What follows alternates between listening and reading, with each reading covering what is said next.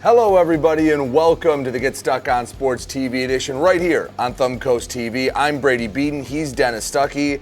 Dennis, we'll start in the MAC as we always do, 2/3 of the way through the high school football season.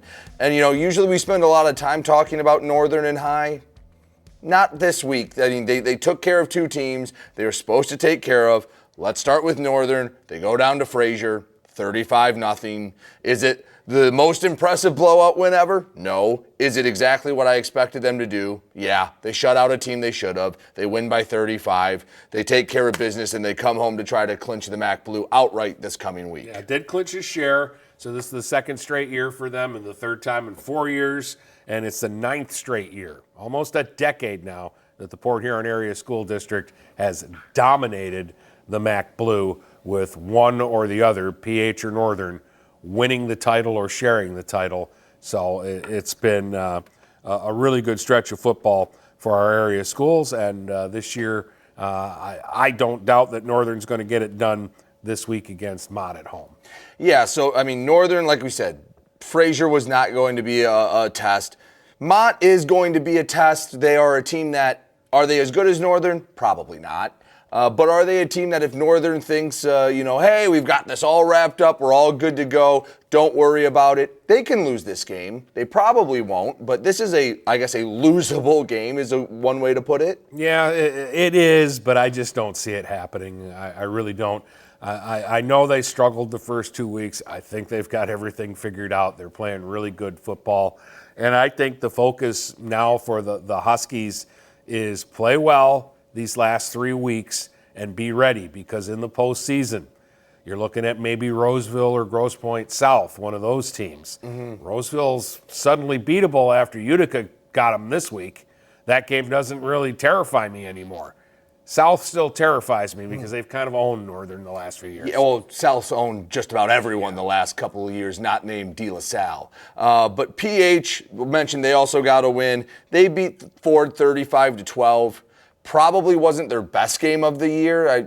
They were a little sloppy at times. They got up big, and it felt like, from talking to Ryan, who did the game for Thumb Coast, they got up and they kind of kicked their feet up a little early. And they didn't really put the nail in the coffin. And Ford fought. I'll give the Falcons some credit. But a 35-12 win still on probably what wasn't the best performance of the year. You'll tip the cap to the Red Hawks. They bounced back after losing to Northern 2 weeks ago. Yeah, and again, they handled this. I think at one point it was 28-0. Mm-hmm. So they were never threatened here. I would like to see them clean up the penalties, because that's the news that I keep hearing. Penalties. Mm-hmm. PH got to stop getting in their own way, because when they're doing it right, they're a really good football team. And they're an exciting football team. And I didn't expect them really to be this good so soon. I thought it was next year that we're going to be, PH might be the favorite in the blue. Yeah, and they have a big test this week at Cousino. Now, they can hope for a Mott win. It happened, I think, 3 years ago where Northern looked like they were going to roll to an undefeated MAC Blue season. They tripped up against Mott. Granted, that game was in Warren, this one at Memorial. So if PH and Cousino, both sides are going to be big Marauders fans this week, because the winner of PH and Cousino, if Mott can pull off an upset, they'll get a share of the title. And Cousino has had a really nice year. In fact, they just kind of took it to Mott. They beat them by 25 last week. Yeah, and that's a big rivalry game. Those two schools are right around the corner from each other. And that was like a 39-14 beatdown. So Cousino's a good football team. They gave Northern a fight when Northern had to go down there earlier this year. So that'll be a test for PH. And that'll be a good football game. And it's probably been a while since Cousino's topped Mott, because Mott's been, the best public Warren school for a while in football. And Cousino went through a stretch there where it got really bad. Yeah, they did struggle a lot. Marysville was kind of in the same boat. Oh, no, excuse me. Last week they were in the same boat as PH and Northern. This week they had a test against Lamphere at home. Now, not for the league title, because Fitz beat Lamphere the week before, but Lamphere, a very good team. They were undefeated before their loss last week to Fitz. They come up to Marysville, and Marysville got off to a slow start. They just couldn't. They'd get a couple first downs, drives would stall out. Lamphere found the end zone twice in the first half, and it's 14-0 Lamphere after 24 minutes of play. And I'm sitting in the booth going, Lamphere gets the ball to start the third quarter. They just scored before the half. This could be a tough one for Marysville. Opening kickoff gets returned to the Marysville 24-yard line, and I'm going, all right, even 3 points here puts this game away. I mean, 3 scores against the Lamphere team that doesn't give up a lot of points, that Marysville's not equipped for the big play. But Marysville, that drive went -8 yards, and they got a 4th down stop. Marysville would go down the field, score. They would get another stop on a bad snap. They tried to do the quick pooch punt where the quarterback just takes a step back. Snap went over the head. Marysville fell on it, led to a field goal. So it was 14-10 at that point, and Marysville has the momentum. And Dennis, one of the weirdest things I was wondering if you ever seen. I'm not going to go as long as I did on the show because we've got a time constraint. But one of the far and away weirdest things I have ever seen in a football game. So I'm gonna go through it quickly. So Lamphere had it, I think it was 1st and 10 on their own 40. First down, it was a 3-yard run. Very run-of-the-mill, nothing exciting about that. So it's 2nd and 7. They get a 10-yard run, but oops, flag, illegal formation. They go back 5 yards. Makes it 2nd and 12. So it's still 2nd down. They run a pass play. Hunter Likens breaks it up. Again, have seen that 1,000 times. Nothing special there. So it's 3rd down, right? You've seen me counting. I've had my fingers up this whole time. It's 3rd down, and the quarterback for Lamphere, he's in his cadence. On my call of it, you hear me say he's going with the hard count because he leans in, and then the official turns to the sideline and looks at the down box and goes, no, 4th down. And as the kid snaps it, he takes a sack, and the officials go, Marysville football on 3 downs. There was a ghost down, and Marysville got the ball back after 5 minutes of the Lamphere sideline going ballistic, completely warranted. The fact that the coach, 1, didn't even get a flag, but 2, didn't get kicked out, because if that was me, I'm not going to say I 100% would have, but I probably would have been ejected if I was coaching Lamphere on Friday night. My brother, a former official, listened to the podcast when I saw him on Sunday, and he said, okay, you made your point. You can stop now. And you just kept going and going. Well, listen, and a mistake happened. They're people, it happens. Yes, and we usually back officials. I can count on one hand the amount of times we've made it a point.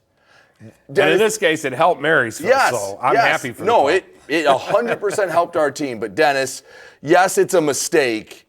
That's one that, 1, you can fix, and 2, that's an unacceptable mistake. There are 1,000 judgment calls where, I thought he grabbed the jersey. I thought he got the face mask. I thought he was down at the 30 and not the 31. Those things happen. That's human error. Dennis, you got to be able to count to 4.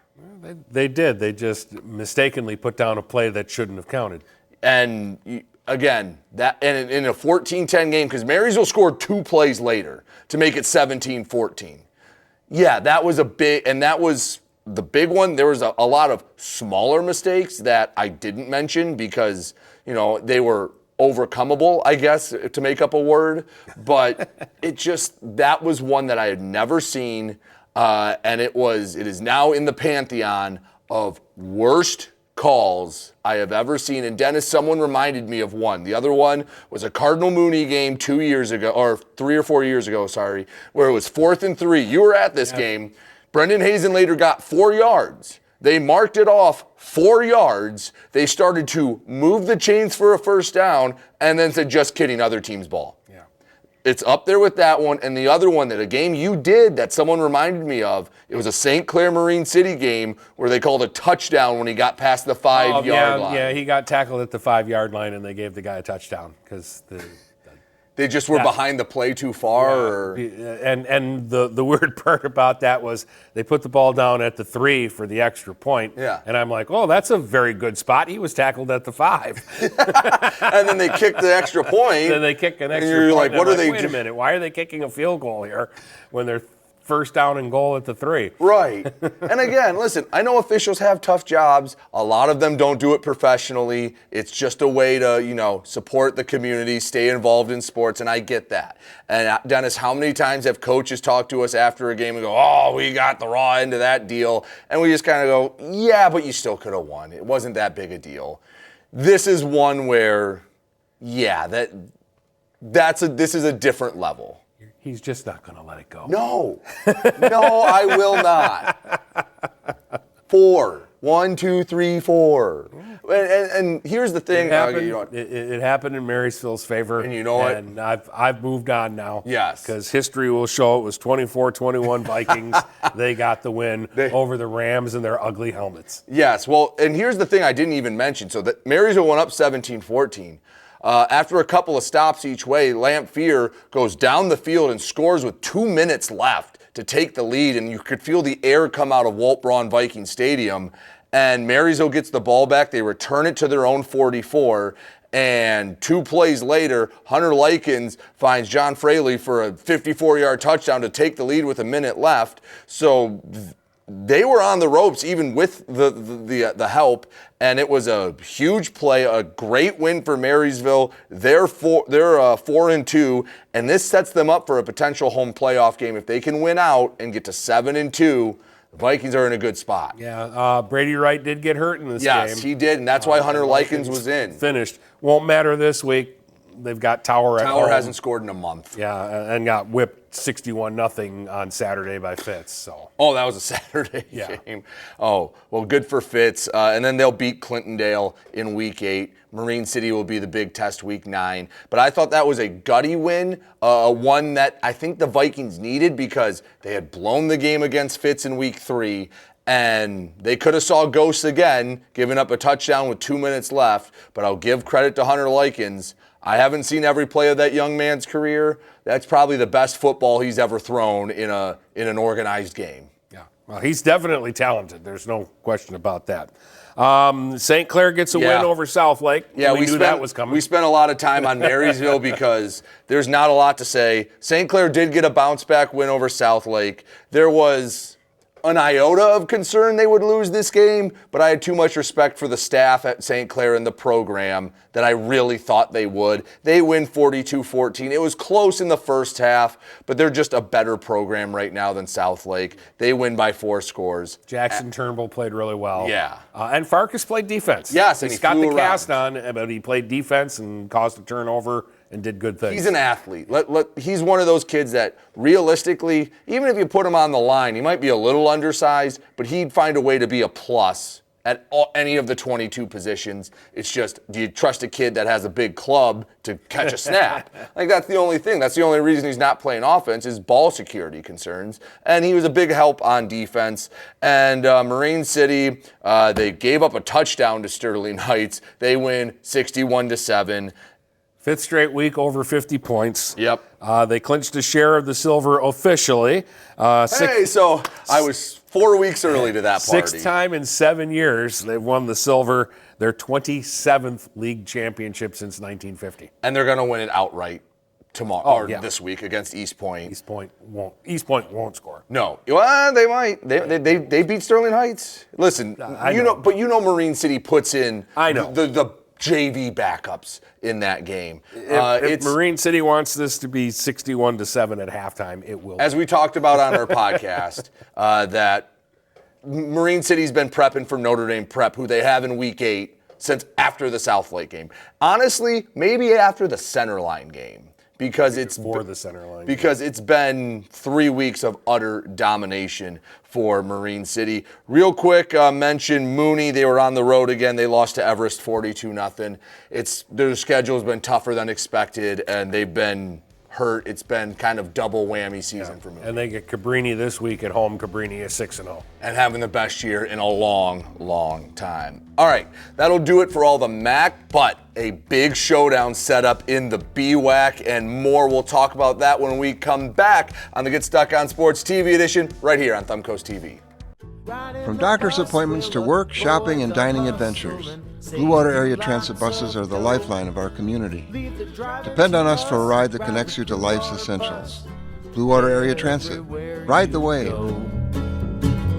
Riding the bus will avoid the hustle and save you lots of dough. Road rage, don't chance it. Ride Blue Water Transit everywhere you go. Welcome back to the Get Stuck on Sports TV edition right here on Thumbcoast TV. Brady, Dennis, let's go to the BWAC. Let's go to where you were, a big BWAC battle. Almont cements that they're still one of the elite, not just in the BWAC, but in Division 6 across the state of Michigan. So they beat Armada 35-14. So Almont did what they needed to do. But Dennis, you came back. Yes, Almont dominated the game, but if they played again, I don't think you'd pick Almont to win by 3 scores because Armada rolled the dice a few times and it came up snake eyes. Well, I mean, Kyle Raleigh plays a certain way. Mm-hmm. He is the Dan Campbell of high school football, and he does things that it's what they're going to do. Mm. First possession, they're looking at 4th down and 3 at their own 27-yard line against Almont. I'm going to punt. I'm not even going to think about it. But Kyle Raleigh says, we're going to get 3 yards here and show Almont that we're here to beat them. Mm-hmm. And they got stopped short and turned the ball over at the 29.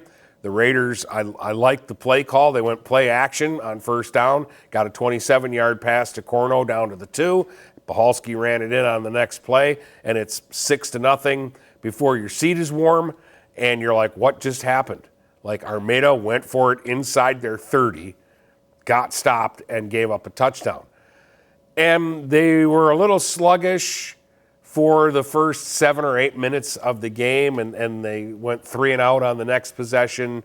And actually, Almont dropped a wide open pass, or they might have been up 2 scores right off the bat and run away with this thing early. That kind of settled the game down. And then Armada went to the Wildcat, and Malberg ran them down the field, and they scored on the first play of the second quarter and actually took a 7-6 lead.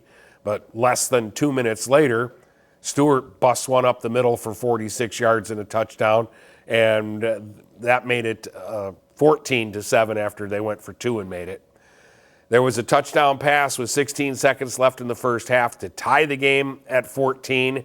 And at that point, it's like, well, Armada didn't play a great first half, and yet they got away with it. Right. And it's tied, and they can go into the locker room and try to figure this out and play better in the second half. But it was Almont who actually came out and dominated the second half. Their first drive was a thing of beauty. It took up about 8 minutes. They scored to take a 21-14 lead. Then again, Armada went for it at their own 32. This time it was 4th and 1. Mm-hmm.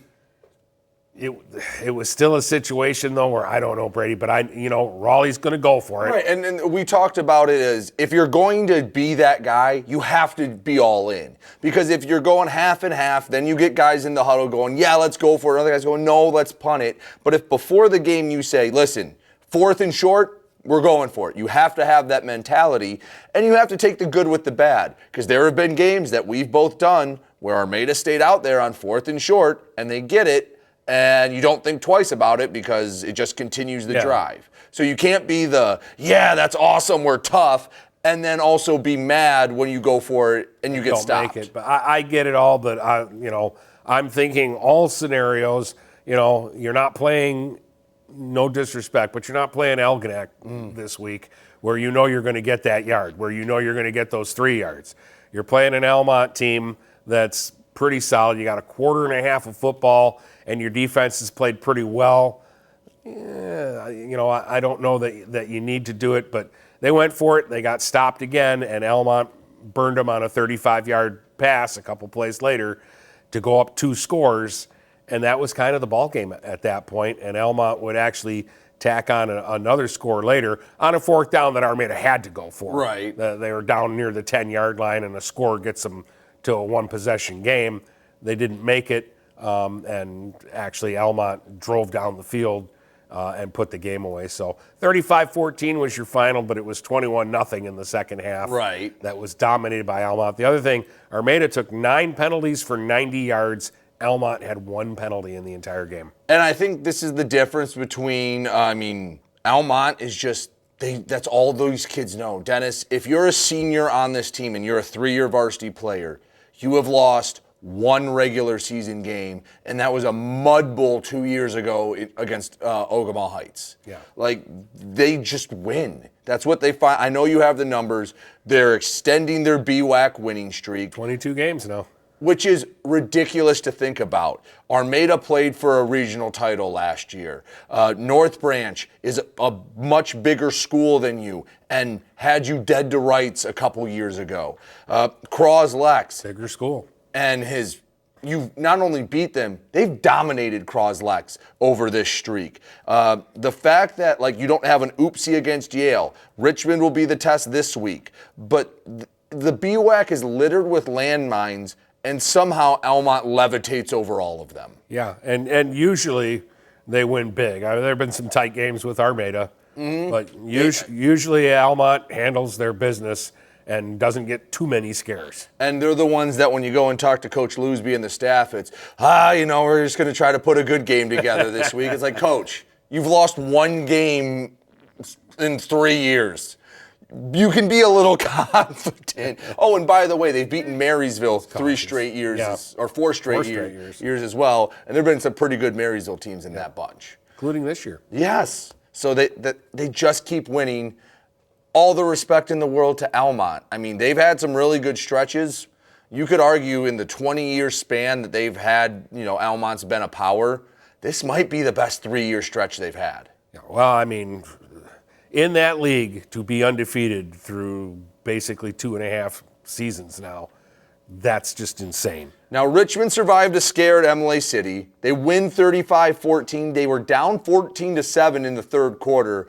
They were trying to QB sneak it to go up by a score. They fumble. It bounces perfectly to Brady Homer, who runs it 95 yards for a scoop and score. Emily City's going crazy. They're up 14-7. Emily City's a weird place to play. So what does Richmond do? Bang, 28 unanswered to make it look like it was never competitive. They're 6-0, Almont 6-0. They're going to meet at John Coker Field on Friday night to decide who is the BWAC champion. Yeah, this should be a great game. Richmond's just having a magical season. We've talked about this. Their defense is stellar, and Benetti keeps things alive and is dynamic, and they have enough weapons with him that their offense scores points. It's hard to nitpick anything that Richmond doesn't do well or hasn't done well this season. They've been a great football team.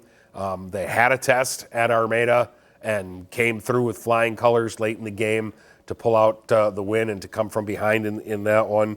And Almont is doing Almont things. This should be a great football game. I have no idea who has the advantage here or if either team has an advantage. No, it's going to be the biggest regular season game Richmond's played, well, since Armada, but before this year, since about 2019. I know they had, I think in 18, they had an undefeated matchup with Algonac, if I remember correctly, essentially for a league title. Yeah, and they won that game. Yes. A lot of people didn't think they would. This is a huge one for the Blue Devils. Both teams will be fine going into the playoffs, whether they win or lose. But, man, Richmond can be the streak snappers, which if before the season, Dennis, I told you Richmond's going to be the one to end Almont's streak, you would have looked at me sideways. Yeah, I wouldn't have believed you, but I believe you now because Richmond has shown throughout that they're one of the top teams in the area, and finally they're getting some love outside the area. What you said, they were ranked number 8 this week. Yeah, they're in the free top 10 of Division 5. And I think if they win this, they just take another step closer to saying, yeah, Frankenmuth and Notre Dame Prep and Armada, I'm going to keep them in there because Armada is 4-2 and they've lost to 2 6-0 teams. And the Richmond game could have went either way. The Almont game, I think if some results go a little different earlier, if they get one or two of those first downs, it's a completely different ball game. So I'm going to give Almont credit, but I'm not going to punish Armada too much for that loss. They're a threat in D5 as well. But Richmond wins this one. I'm not going to tell them they can't beat anybody. No, you're exactly right. And even if they lose this game, I still think they're competitive with anybody that they're going to play. Well, a team they might see in the playoffs, the Yale Bulldogs, they get a big win over North Branch, 24-21. It looked like they had the game sealed. North Branch fights back to make this a game, but Austin Rhodes, great at quarterback, the freshman, had to step in last week or 2 weeks ago due to an injury to Hubbard. Hubbard was out. He played well against Armada, plays well against North Branch, and then also gets the game-sealing interception. Yeah, he's really done a great job for them. And good for Yale, because Yale, like Richmond, was one of those teams that was a little skeptical about coming into the season. Their numbers were down, but Garrett Grudman said, you know what, I don't have a lot of guys, but I like the guys that I have. Mm-hmm. And he was right. And Yale now has a legitimate shot, Brady, at making the playoffs. They really do. And that was their senior night. And here are their final three games. At Algonac, they're the favorite. Very much. At Croslex, a pick'em. Pick'em. At worst for Yale. Yale certainly has a chance, though. At Powers, they're the favorite. They're the favorite. So I would say at worst, Yale's going 5-4. That gets them in. 6-3 might get them a home game because depending on the points with Armada. It could put them as a possible 2 seed in a district, which I don't know the last time Yale Park hosted a playoff game. It's been a long time. Probably been a while, yeah. It's been a long, long time. Other game in the BWAC, Croslex gets a 21-6 win over Algonac. Algonac had the ball, down a score, chance to tie it. Croslex defense bows up, and they get the put-away touchdown. Pioneers, 5-4 gives them a sliver of a chance, but they needed this win and they got it. They needed this win and they got it, and their last 3 games are very tough. Yes, they're at Emily City, maybe a slight edge to Croslex, but, Emily City just put the fear of God in Richmond. They host Yale, as we just talked about, a pick'em. The biggest challenge is Ogemaw Heights from West Branch in Week 9. They host them, but I believe they're 5-1 right now. Yeah, Ogemaw Heights, a very good team. All right, let's rattle through the thumb. We start in 11-man. Harbor Beach, 50 burgers. Marlette, 50-0. Yeah. No surprise there. No, that was what we expected. Harbor Beach is basically, there's 3 teams in Division 8 that people think can win a state title: Hudson, Beale City, and Harbor Beach. Yeah.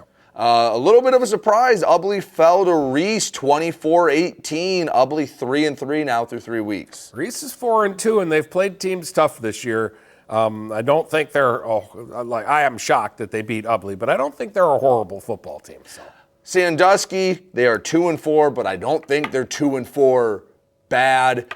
They lose to Lakers 44-20. The 20, however, the most Lakers has given up all year. Yeah, by a full score. Yeah, they end with Cairo USA. Cairo had 14 against them, and that was the most they'd given up. They end at Cairo, at USA, home to Reese. If they run the table, they could make the playoffs in Division 7. 3 tough games, though. I'm not saying they're not winnable. I'm just saying 3 tough games. But compared to Cass City, Millington, and Lakers, 3 much easier games. Yeah, it'll feel like it's a lot easier. For them.